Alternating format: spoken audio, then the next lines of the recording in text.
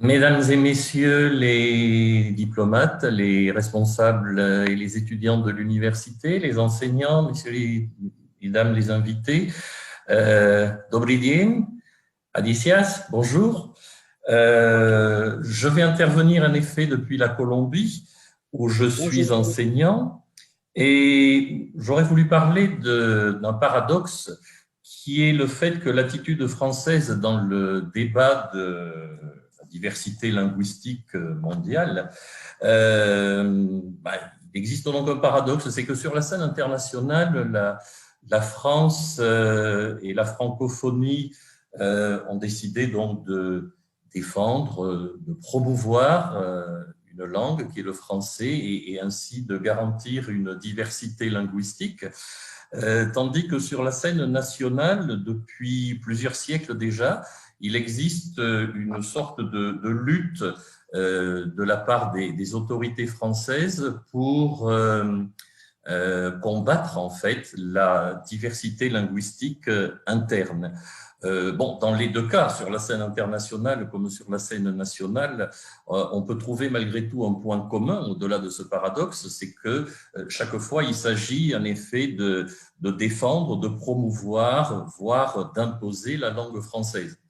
Alors, est-ce que c'est par peur de la pression anglophone? Est-ce que c'est par complexe de supériorité? Est-ce que c'est par ethnocentrisme? Je vous laisse le soin de répondre. En tout cas, en ce qui nous concerne aujourd'hui, nous allons essayer de mieux comprendre la situation des langues régionales en France. Dans un premier temps, bon, je vais faire un partage d'écran tout d'abord.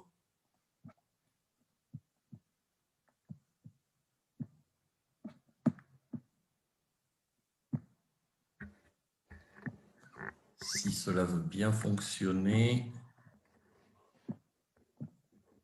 Très bien, je sais pas. Voilà. Oui, Donc, nous allons avoir pour titre Centralisme français et langue régionale, un côté obscur de la francophonie. Et nous verrons en trois temps ce problème des langues régionales en France, avec d'abord un état des lieux actuel, objectif. Nous serons amenés forcément, pour comprendre cette situation actuelle, à revenir sur le passé en faisant un historique, l'historique d'une longue oppression. Et nous terminerons en revenant sur la situation actuelle, les réalités dans la France actuelle et la bataille politique qui existe en ce moment même au sujet des langues régionales en France. Donc, vous avez d'abord aperçu de cette situation une carte linguistique et traditionnelle, je dirais, des langues qui existent sur le territoire français, c'est-à-dire que nous avons en fait un pays qui n'est pas monolingue, mais qui, naturellement, si j'ose dire, comporte un grand nombre de langues. Alors, vous avez évidemment la langue française qui apparaît avec ses différents dialectes ici dans les nuances de bleu, avec donc notamment par exemple le francien qui est le dialecte traditionnel de la région parisienne, mais beaucoup d'autres dialectes encore. Vous avez au nord de la France et à l'est de la France des langues d'origine germanique que sont le flamand, le francique et l'alsacien. Si nous continuons dans le sens des aiguilles d'une montre, nous tombons sur une zone de l'est de la France qui est la zone de la langue appelée arpitan ou franco-provençale. Ensuite, on arrive dans les zones de nuances rouges qui sont celles de la langue occitane, qui nous servira un peu d'exemple privilégié, puisque je suis moi-même d'origine occitane.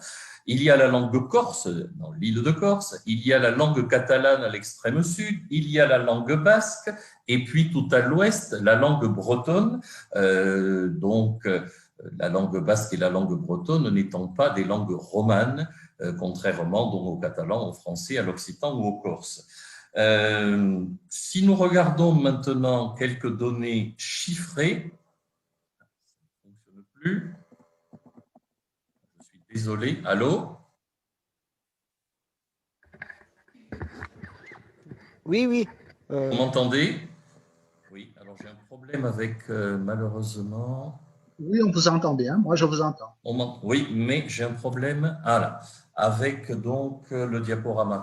Si on regarde donc le nombre de locuteurs sur ce tableau qui a été réalisé en 2013 et qui a été mis en ligne sur une université québécoise, on ne va pas observer l'ensemble des chiffres, mais on peut remarquer que sur les différentes langues qui existent sur le territoire français, on peut s'apercevoir que globalement, il n'existe actuellement, ou en 2013, donc ça a dû baisser encore, que 9% de la population française qui continue à parler des langues régionales. Alors c'est très variable selon les zones. Vous voyez que dans l'île de Corse, il y a 60% de la population qui pratique la langue corse, en situation de bilinguisme, hein, bien sûr, on ne parle pas de langue exclusive.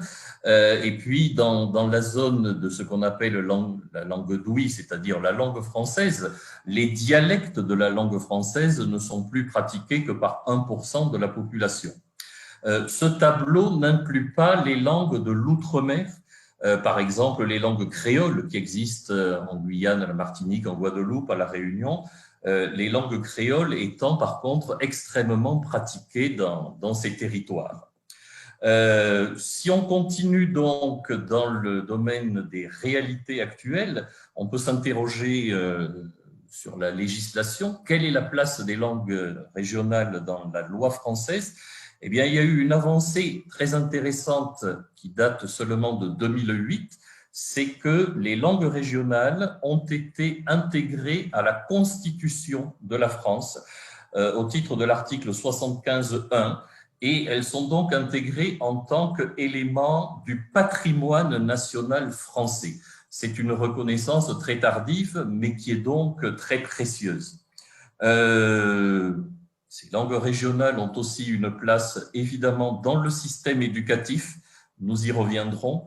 Elles ont une place dans la vie quotidienne, si j'ose dire. On voit ici à l'écran des exemples de ce qu'on appelle la double signalétique, c'est-à-dire que dans le domaine public, selon les régions, il y a dans les indications sur la voie publique des informations qui peuvent être bilingues.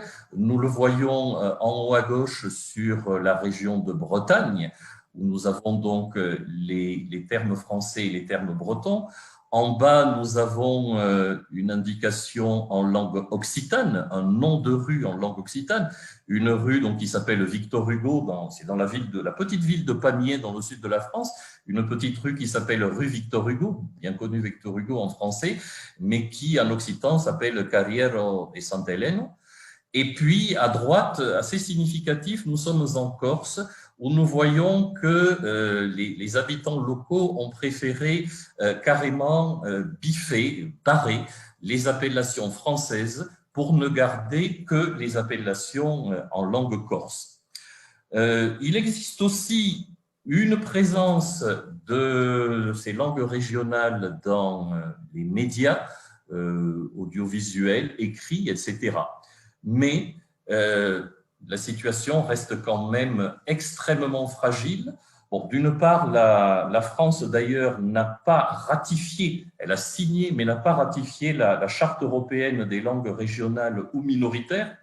C'est d'ailleurs aussi le cas de la Russie qui ne l'a pas ratifié, mais il se trouve que la Russie, elle, reconnaît officiellement des dizaines de langues sur son territoire, ce qui n'est pas le cas de la France. Toujours est-il que l'UNESCO considère que toutes les langues régionales françaises, à l'exception du basque, sont en grand danger d'extinction. Bon, l'UNESCO prévoit du reste que d'ici la fin du siècle, 60 à 90% des langues mondiales devraient disparaître. Et évidemment, de nombreuses langues régionales françaises font partie de ces langues en grand danger. Donc nous allons, comme je vous le disais, pour comprendre cette situation extrêmement fragile actuelle, nous allons repasser par l'histoire de France pour comprendre effectivement qu'il y a eu ce que je pourrais presque appeler progressivement une persécution des langues régionales. Bien évidemment, la place des langues dans le pays est forcément liée à la politique. Au début du deuxième millénaire, c'est-à-dire au XIe, XIIe siècle, la langue occitane est la première langue littéraire après le latin à rayonner sur l'ensemble de l'Europe. Dante Alighieri, par exemple, le grand auteur italien, pratique la langue occitane, entre autres. Pour des raisons religieuses et politiques, le domaine royal, je parle évidemment du roi de France, va s'emparer progressivement des territoires occitans et puis d'autres.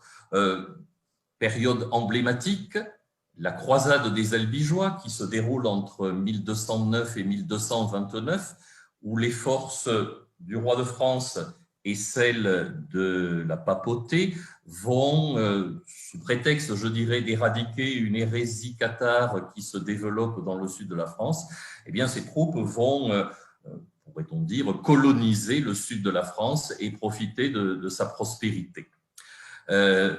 Au fil des siècles, donc, vont s'ajouter ainsi les agrégations de territoires non francophones à ce domaine royal. Exemple, en 1532, ça n'est pas une annexion, mais une union par mariage entre la Bretagne et la France. Donc la France, de fait, inclut désormais la Bretagne, qui possède sa propre langue, ou plutôt même deux langues.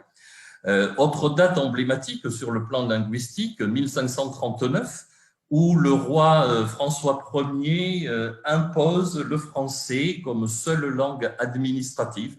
Alors, il n'est pas question pour lui de vouloir imposer le français comme langue d'usage à la population, mais dans tous les actes officiels et administratifs, c'est désormais le français et non plus le latin ou d'autres langues qui va être utilisé.